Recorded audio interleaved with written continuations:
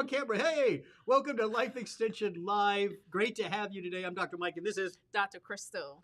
So today, Dr. Crystal, we decided to talk about a molecule. Don't leave, because I know you didn't want me to say it, but I'm gonna say it. Okay. This one molecule that we're talking about is called nitric oxide. Uh-huh. If we didn't have it circulating in our blood system, we'd be dead. Dun, dun, Dun, dun. dun, dun. Well, that may be an extreme scenario he's placing towards you, but the reality is it's a fascinating molecule. It was discovered back in the 1970s or so, but we all thought it was just a pollutant, a toxic gas pollutant. And it wasn't until about 1987 it was discovered its role in the cardiovascular system. The researchers won a Nobel Prize because they realized its impact, and it just brought about a better understanding of cardiovascular disease, how plaque forms, the role of the arteries, and how that relates to overall health. As a matter of fact, it was given the molecule of the year. It's true. This is we're not making this up. It was called the molecule of the year in 1988. 87 or 98. Something like that. No, 98. Anyway. So it's important. It's important to longevity. It's important to your overall health. It's worth talking about. The main thing, we're not going to get into all the fancy chemistry and stuff like that about this molecule. We're really going to focus on ways that you can boost your nitric oxide levels, optimize its functioning, which is so important if you're like everyone else and you're aging a little bit. That's true. So on today's show, we are going to talk about why this is important, nitric oxide, and how you can help your body make more. Don't forget, you can comment. They can comment all they want, right? We'd love to hear from you. Please share it. Share the show. Let us know what you're thinking about. All right, so let's get right into this. We talked about calling this a signaling molecule and all that kind of stuff. I think the key thing is that it's been shown, this compound, this molecule in your body has been shown. I got the list here. Yeah. Muscle movement, endothelial health. You can see it there on your screen. Brain function, muscle repair, mitochondrial biogenesis. That means making more of those powerhouses in your cells. That's so important. Energy levels is so important if you want to be healthy and live longer. That's right. As well as antioxidant defenses with this one molecule in the body. And the reality is levels tend to decrease over time. Yeah. They decrease over time. And I'm going to give my little demo. Okay. To try to bring this home to you and show you how important it is. So when your doctor listens to your heart, they hear the lub-dub, lub-dub, right? That's the heartbeat. Yes, okay. Well, what that really represents is these vessels dilating and then contracting, dilating and contracting. If vessels can't dilate and contract, you're watching me really intently. I know. If vessels can't dilate and contract, blood doesn't flow. Oxygen doesn't move into the tissue. So the whole idea of dump, lub-dub, that's nitric oxide. That was fantastic, Dr. Mike. Hence his opening dramatic statement that if we did not have this, you would die. No lub-dub. Okay, so let's get into a fun little fact. Okay, about the lub-dub. About I actually believe there is one gender that really likes nitric oxide. You corrected me and said, well, really all do. Oh. Because Viagra. Yes. Viagra is a drug that boosts nitric oxide. It helps to support nitric oxide. So even if you haven't heard of it, you've heard of it by way of Viagra. Yeah. Sexual health and Viagra and nitric oxide. So a common question then, we like to see what people are asking on Google, what are asking on our social channels. And people are saying, well, okay, this sounds important. How do I know if my nitric oxide levels are low? Right. And the reality is that there is no one convenient everyday test that you can take to identify. But it's based on your symptoms. How Yeah. do you feel? How What you feel. health concerns are you dealing with? Do you have high blood pressure? That would be Ding, the ding, ding. very first question. Ding, ding, Do ding. you have circulatory concerns? Right. Those are clues that maybe you need to support nitric oxide. Right. Yeah. And a matter of fact, the tests that are available are mostly used in the labs. And so they're just, we have ways of testing it in people that are critically ill even, but that's, Right. they're not readily available. Yes. You're not, and if you did, they'd be so expensive. Right. And there's really no reason. It's really based on, like Dr. Crystal said, how you feel, what your risk factors are. Right. Maybe you're on blood pressure medication. Yeah. And you can't quite get where you need to be with control. Right. It's something to think about. And even if you're not dealing with these health concerns, you still want to focus and optimize nitric oxide production in the body, because it's only going to make you that much healthier. Absolutely. That much more healthier. Okay, so let's get right into how we can boost this, right? How can we boost this critical molecule of the year? First and foremost, let's talk about arginine. Right. Arginine is an amino acid. We have samples of a few foods where you can find the amino acid arginine. These are foods that are abundant in this amino acid. Remember, amino acids are the building blocks of your protein. So foods that are high in protein will have some arginine, but some have more than others. These are nuts, seeds, it's walnuts in grains, this case. chocolate. Woohoo! Chocolate is a big one. This is more chocolate. Those are the true nibs, right? Right. That's the good. true cacao nibs. They smell. I wish they could smell the chocolate nibs. Yeah, it smells so good. I want to eat them so bad right now. Other sources: popcorn. I love popcorn. Raisins. Yeah. Seafood. Yeah. So, again, it comes so food first. We always talk about food first. But supplementation is key here, supplementation is kind of key all the time now. Right. Because the question always is how much arginine are you getting out of a serving of walnuts, or you would have to eat a lot. That's part one. Yes. So food first. You would have to eat a lot. We're not eating high-rich arginine foods every day. Right. So then supplementation comes in. And one point to remember about nitric oxide production is it's produced on demand. Yeah. So you need the arginine, it's a precursor. It converts into nitric oxide. You need that arginine around, and through supplementation and some of the different forms of arginine, we're able to keep it around so that nitric oxide can be made on demand when it's needed. Yeah, it's like so some of it's made, it starts to come down, but more is made right away. Right. You're in the nitric oxide is one of those molecules that are made quick, broken down quick. Yeah, made 1 quick, second. broken down quick. Half-life of about 1 second. Yeah. So you want the cells that are producing nitric oxide are called endothelial cells. They're basically the lining of your arteries, right?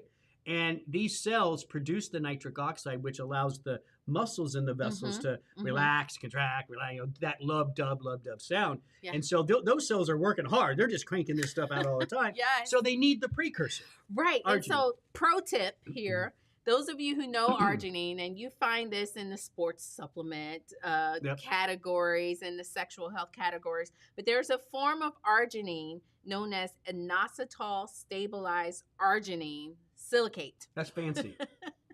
That's fancy. It lasts longer in the body so that you are able to make that arginine quickly. The nitric oxide. Yeah, quickly. It said in the same study, nitric oxide levels after 2 weeks were higher in other participants, in most participants compared to those at the beginning, to their levels at the beginning of the study. Yes. Okay, that's great. So that's arginine. It's the precursor to nitric oxide.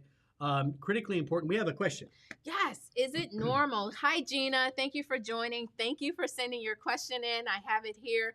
Is it normal to have loose bowels when you take arginine? Arginine. That's a good question. I'm not familiar with that.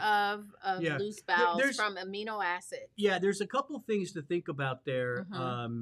If you're, it may not actually be the arginine.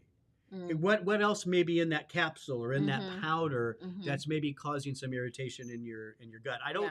Amino acids are usually pretty easy for humans to get in and digest. So maybe look at some of the extra ingredients in that product that you're taking. But great question. Moving on now from arginine to now. Oh, I'm going to say this, and people are going to be like, "Wait, those are bad," right? Nitrates. But hear us out first. Okay. Yes, nitrates. And no, we didn't say nitrites. Yeah, nitrates. Different. nitrates. These are found in common fruits and vegetables. See? Yes. They're good. Found naturally, and they can convert into nitric oxide. Yeah. It's not, when people think of nitrates, nitrites, they're often thinking about the processed meats, right? Right. Smoked meat, stuff like that. And they are used there, but it's in a form of a salt, which is not how nature has it, and they use a lot, and it's very powerful. Yeah. It's different in food sources. It is different in food sources, and the body can kind of convert that nitrate into nitric oxide in a more favorable way. Yeah. Let me restate that. It's different in natural food sources, right? I would have to say, and the levels as well. Yeah. So we are not saying that you should still continue to, if you eat deli meat. We're not fans of processed deli meats, but you should still look for those versions that are nitrite. And they do offer free. those now. You see those a lot in the deli areas. Some foods, good sources of nitrates, kale, Swiss chard, arugula, lots of green leafy vegetables, spinach, radish, bok choy. That's good stuff. Beetroot. Many of you know the benefits of beetroot. It is because they are filled with those nitrates that can help to produce nitric oxide. Lettuce, cabbage, greens. Those look like I gotta tell you, I'm getting a little hungry. Those look like good old collard greens. That's great. Yeah, so it not necessarily a bad word, nitrates. You gotta be careful there. There are other important, and again, not to get into too much of so arginine is like your precursor. The nitrates kind of help with like some of the enzymes that are involved with keeping the nitric oxide out there more. Well, the arginine is a precursor. The nitrates, they're converted in nitrates to nitrite to nitric oxide. Yeah. So they're part of that pathway. Part of as that well. pathway. Okay. All right. Other important this is what controls some of the enzymes. That's right. Yes. Say Dr. Crystal knows. Other important antioxidants, because these, like pomegranate, aronia, pine bark extract, these are the things that help to keep the enzyme system that's regulating nitric oxide healthy. Exactly. So that arginine that's converted into nitric oxide, that reaction needs a little help. And the enzymes are involved with kind of helping to jumpstart and make that reaction happen. And that's where your polyphenols come into play. And pomegranate is one of my favorites. Yeah, absolutely. The chocolate is a double dipper. Effect. Double dipper, it's a right? Double dipper in nitric oxide. It's giving you the arginine and the polyphenols. Yeah. So chocolate is definitely included in that. Pomegranate for me is top of my list. I grew up eating them in California. Remember I told you I had lived outside an orange grove, and pomegranates were wild. My brother and I would go out there and just crack them open, eat them. We'd be stained red all over. Poor mom. Oh, no, she made us jump in the pool before we came back inside. That's nice. Yeah. So aronia as well. A lot of people know aronia for immune system, that kind of stuff, but fantastic here. And then pine bark extract. That's one of those. That's another one of these awesome. It has so many benefits. I take it. Yeah.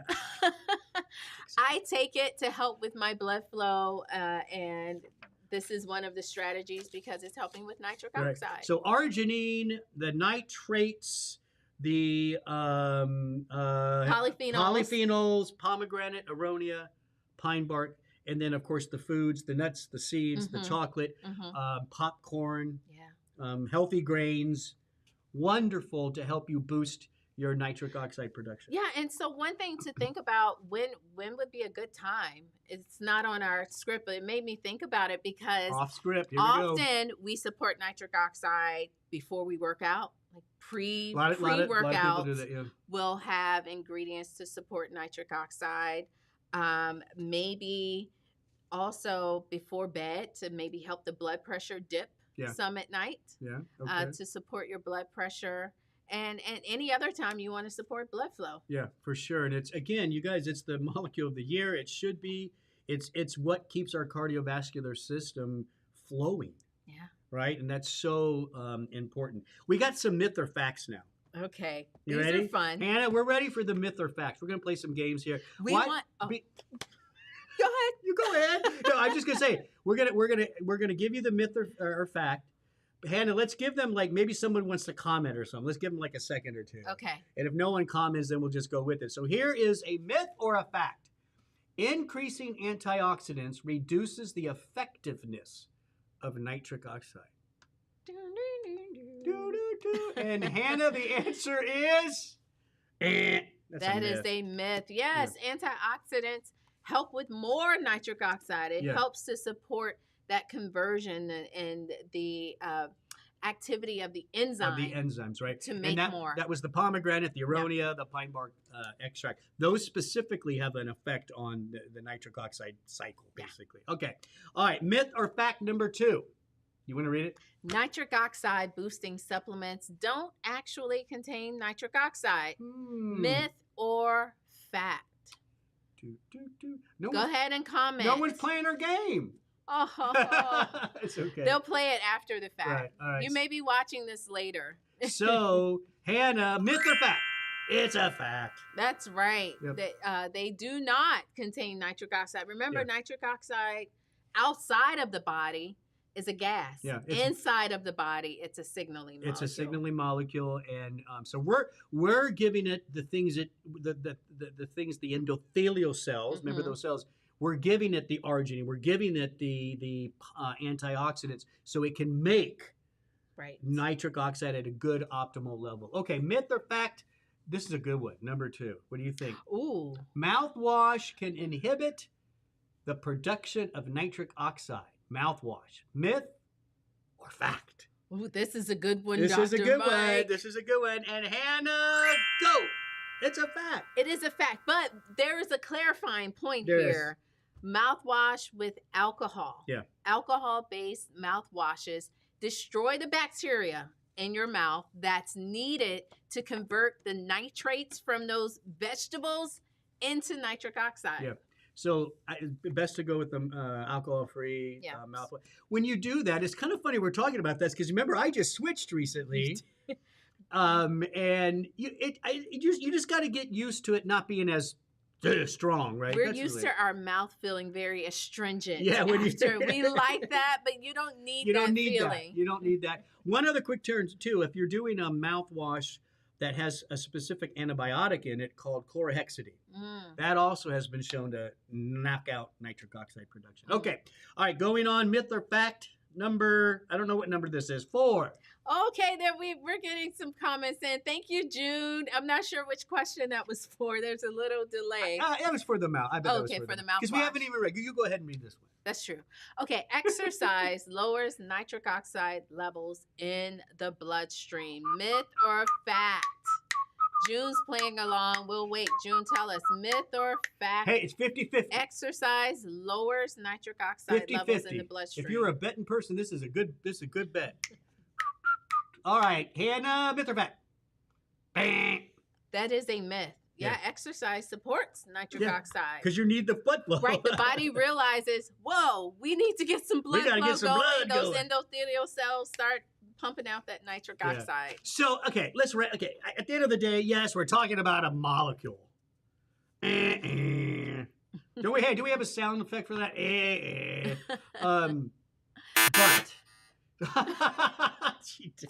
Thank you, Hannah.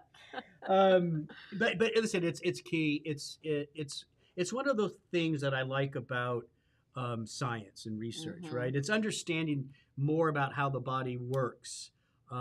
More understanding how we can now use this information to improve cardiovascular health and a whole bunch of other stuff because the blood flow goes everywhere, right? Yes. So nitric oxide, think of it as that award-winning molecule of the year. Molecule of the year. And think about the good foods, right? We covered that. The arginine, the nitrates, those antioxidants. Make this a part of your daily stuff. Yeah. Right? And support healthy blood flow. It's critical, as we say on our podcast, to living forever. Ish. All right. Thanks for joining us today. I'm Dr. Mike. Don't forget, we go live every Wednesday at 12 noon. Yes. And I forgot something. We have an article, More Foods to Boost Nitric Oxide at lifeextension.com/nitric. There you go. Hey, thanks for watching. Don't forget, share, like, comment. We would love more of your friends and family to join us. We love doing these shows. Yes, host a watch party. Host a watch party like her mom does. Thank you for, again, every Wednesday at 12 noon. We'll see you then.